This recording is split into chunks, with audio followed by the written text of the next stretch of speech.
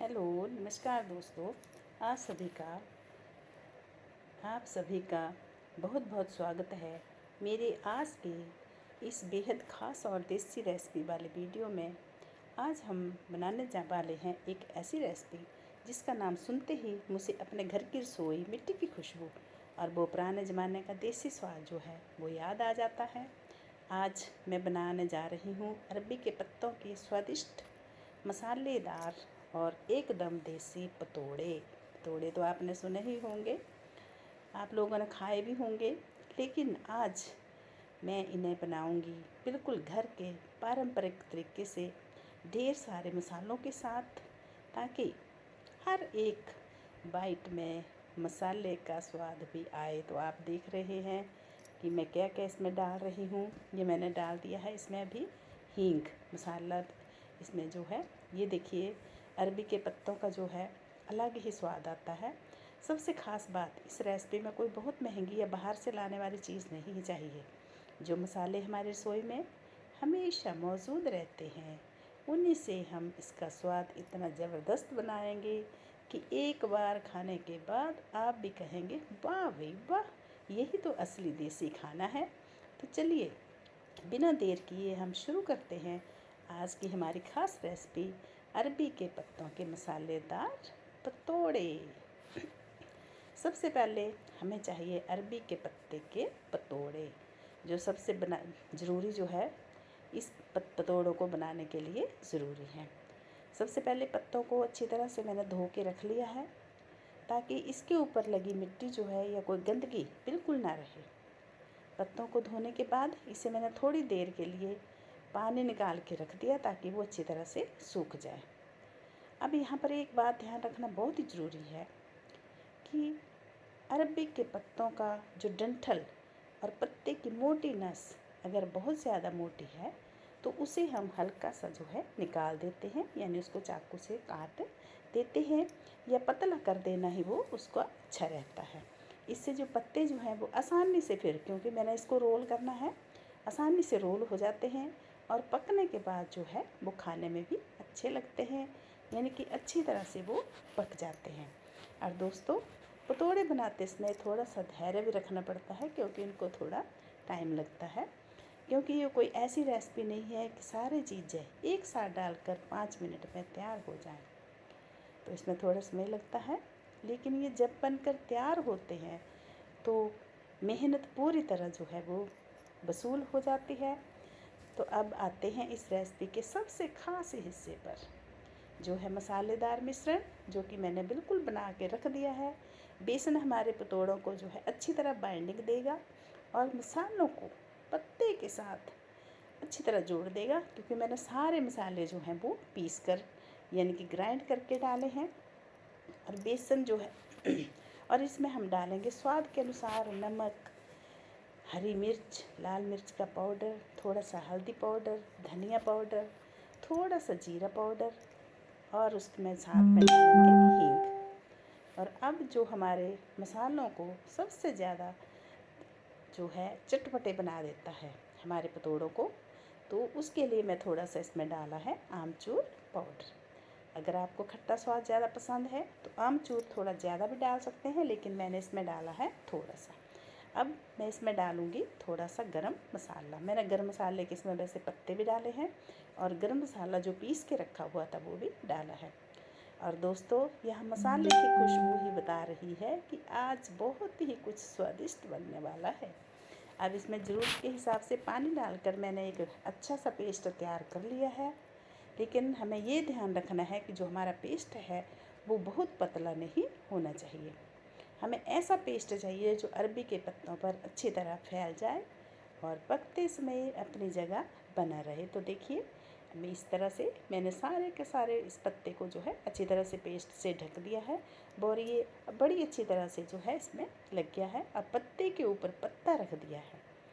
पत्ते के ऊपर पहले दूसरी साइड को रखना है, फिर उसका जो पतला हिस्सा है वो दूसरी साइड को, ऐसे एक दूसरे के ऊपर रखना है। मैं कम से कम 3 पत्तों के पतोड़े जो है मैं बनाती हूँ। मैंने बिल्कुल ये मसाला तैयार करके रख लिया था अच्छी तरह से पेस्ट बना के। तो अब देखो, कैसे इसके ऊपर जो है मिश्रण अच्छी तरह से मैंने फैला दिया है। मसाला लगाते समय ये कोशिश करें कि पत्ते के हर हिस्से पर एक पतली और बराबर लेयर जो है वो बनती रहे। बहुत ज़्यादा मोटा मसाला जो है इस पर लगाने की ज़रूरत नहीं होती है। इसमें बिल्कुल बारीक पतला सा मसाला जो पेस्ट बनाया है मैंने उसको लगाना है। आप पत्ते के ऊपर पत्ता रखेंगे। अब इसको मैं देखिए इस तरह से इसको फोल्ड कर रही हूँ मैं। आप देख सकते हैं किस तरह से इसको फोल्ड किया जा रहा है। आप जितने पत्ते जो हैं इसमें इस्तेमाल करेंगे उतना ही मोटा जो हमारा पतोड़ा जो है वो बनेगा। ये देखिए ये अच्छी तरह से चिपक गया है ना। मैं इसको बांधूंगी ना कुछ नहीं। अब इसे मैं सीधा रख दूंगी स्टीमर में। तो जो मैंने स्टीमर रखा है उसके सबसे नीचे जो है कढ़ाई में मैंने डाल दिया है तेज़ पत्ता और साथ में थोड़ा सा हींग, जिससे और जो ऊपर वाली परात रखी है उसमें डाला है मैंने लगाया है उसके ऊपर पतला सा थोड़ा सा हल्का हल्का तेल, ताकि जब मैं पतोड़ों को उसके ऊपर रखूं तो जो पतोड़े हैं वो उसमें चिपके नहीं। तो अब इसे हम फिर से दूसरा पतोड़ा बनाने को मैंने तैयार कर दिया है। जब हम इसको रोल करते हैं तो उसमें हमें ज़्यादा ज़ोर लगाने की ज़रूरत नहीं लगती है। अगर हम बहुत ज़ोर लगाएंगे तो हमारे पत्ते जो हैं वो फट सकते हैं और जो हमारा लगाया हुआ पेस्ट है वो बाहर निकल सकता है। तो देखिए इसे धीरे धीरे ऐसे रोल करते जाएंगे और एक टाइट रोल जो है वो बनकर तैयार हो जाएगा। ये देखिए किस तरह से रोल बन गया है, आप देख सकते हैं। ये मेरा दूसरा पतोड़ा जो है वो बनकर तैयार हो चुका है। इसी तरह से बारी बारी से मैं सारे के सारे पतोड़ों को इस तरह से तैयार कर लूँगी, रोल कर लूँगी। और ये देखिए ये भी तैयार हो गया है। ये तीसरा पतोड़ा तैयार हो गया है। चौथा पतोड़ा जो है वो तैयार हो रहा है। तो मैंने अभी पानी जो है कढ़ाई में डाल दिया है। उसके ऊपर एक छेद वाली जो परात है वो रख दी है, जिसके ऊपर मैंने इन पतोड़ों को डालना है। ये देखिए आप, अब लगभग मेरे पतोड़े जो हैं वो बन के तैयार ही हो रहे हैं। मतलब मैंने पेस्ट जो है वो सब में लगा दिया है। अब सभी को जो है इन पतोड़ों की खुशबू आनी शुरू हो गई है और देख रहे हैं कि कब जो है हमारे पतोड़े बनकर तैयार होंगे और हम इनको बड़े ही स्वाद के साथ खाएंगे। यही है हमारे देसी खाने का स्वाद। जो घर में बनती हैं चीज़ें वो बहुत ही टेस्टी होती हैं। आजकल बच्चों को बाहर के खाने की आदतें पड़ी हुई हैं जिनको हमें ख़त्म करना है, क्योंकि उससे जो हैं बच्चे बहुत बीमार हो रहे हैं। इसलिए हम ये कोशिश करते हैं कि हमारे बच्चे जो हैं वो घर का ही खाएं। ये देखिए मेरे पतोड़े जो हैं वो देखिए लगभग तैयार हो चुके हैं। अब हम इनको थोड़ा चेक करेंगे कि ये पक गए हैं या नहीं पके हैं। ये अच्छी तरह से स्टीम हो चुके हैं। ये देखिए सारे के सारे रख दिए हैं मैंने बारी बारी से। पहले जो पहले रखे थे उनका कलर अलग से चेंज हो गया है। अब दोबारा से मैंने इनको चेक किया तो नहीं, ठीक नहीं बने थे। तो फिर से इनको थोड़ा ठंडे होने के बाद अब देखिए मैंने निकाल दिए हैं। जो बाकी के बचे थे उनको भी मैंने निकाल दिया है। और ये देख सकते हैं आप, अब इनको थोड़ा ठंडे होने देंगे। देखिए दोस्तों अंदर से कितने सुंदर लेयर दिखाई दे रही है इनकी। आप देख सकते हैं कितने अच्छे लग रहे हैं ये। अब हम इसको क्या करेंगे, इनको हम बारीक बारीक लेयर से काटेंगे।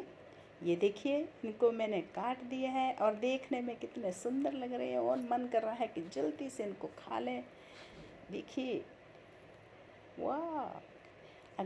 लेकिन अगर आपको पतोड़े और भी ज़्यादा स्वादिष्ट चाहिए तो इसको थोड़ा सा मसाला डाल के, जीरा वगैरह डाल के इसको हम क्रिस्पी बना सकते हैं। इसमें हम थोड़ा सा तड़का लगा देंगे। अब तो कढ़ाई में थोड़ा सा तेल गर्म करेंगे। गरम तेल होने के बाद हम इसको उसमें थोड़ा सा जीरा वगैरह डालेंगे। जीरा जैसे ही चटकने लगे तो इसमें आप इसको डाल सकते हैं और थोड़ी सी हींग भी इसके ऊपर डाल सकते हैं। अब इसमें कटे हुए पतोड़े डालेंगे। मेरे पास जो था थोड़ा सा बच गया था इसका पेस्ट, तो उस पेस्ट में मैंने थोड़ी सी सूजी मिलाई और देखिए ये बहुत ही नरम नरम जो है इडली बनकर तैयार हो गई हैं और 2 इडलियां बनकर भी तैयार हो रही हैं, हो गई है। आप देख सकते हैं यहाँ पर। अगर आपको और ज़्यादा इन पतोड़ों को मसालेदार बनाना है, बहुत पसंद है। तो आप इसको और तेल में अच्छी तरह से फ्राई कर सकते हैं। इसके बाद हम चले गए संकट मोचन मंदिर में, क्योंकि हमने देखना था वहाँ पे माथा। तो यहाँ पर बजरंगबली के हमारे दर्शन हुए और देखिए अंदर जो है बड़ी सुंदर मूर्तियाँ थी। यहाँ पर हमने भगवान के आगे प्रार्थना की, उनके साथ हमने पूजा की वहाँ पर। और ये देखिए यहाँ मंदिर में पहुंचकर मन जो था वो बहुत ही शांत हो गया, देख सकते हैं आप। तो देखिए यहाँ पर कितनी सुंदर मूर्तियाँ लगी हुई हैं। ये बजरंगबली की है, ये देखिए। हरे जय बजरंगबली, जय जय जय। तो यहाँ पर मंदिर में आकर जो है मन को बहुत ही शांति मिलती है। जय बजरंगबली, जय जय। तो दोस्तों अगर आपको मेरी ये रेसिपी जो है, मैंने बहुत कोशिश की कि अच्छी तरह से मैं इसको बनाऊं और इसको आपके सामने पेश करूं। तो दोस्तों अगर आपको मेरी ये देसी पारंपरिक रेसिपी जो है पसंद